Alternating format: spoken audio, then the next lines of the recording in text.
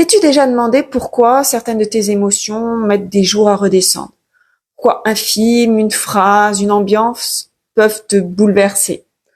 Pourquoi est-ce que tu vis tout avec autant d'intensité alors que d'autres vont passer à autre chose en une seconde?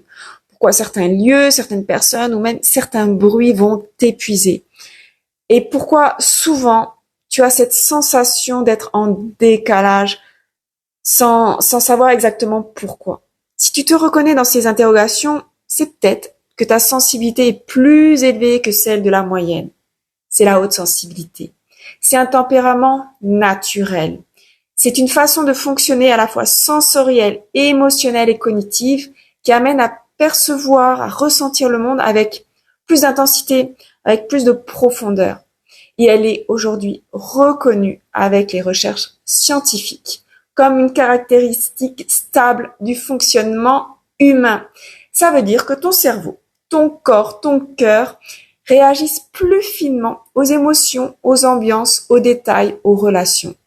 Et tout ça, c'est pas dans ta tête, c'est bien réel. Tu perçois plus, tu ressens plus, tu réfléchis plus profondément et forcément, ça demande plus d'énergie.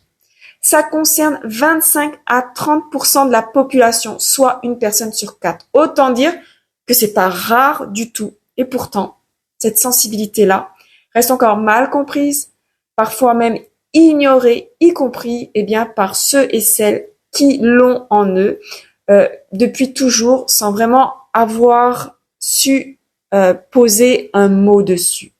Tu n'as pas inventé ce que tu ressens. Tu n'es pas à côté de la plaque.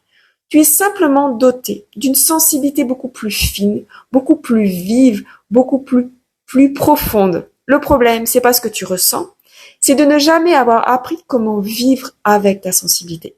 Et c'est exactement ce que je te transmets dans l'Académie des sensibles. Un espace pour comprendre, incarner et libérer ta vraie nature de sensible.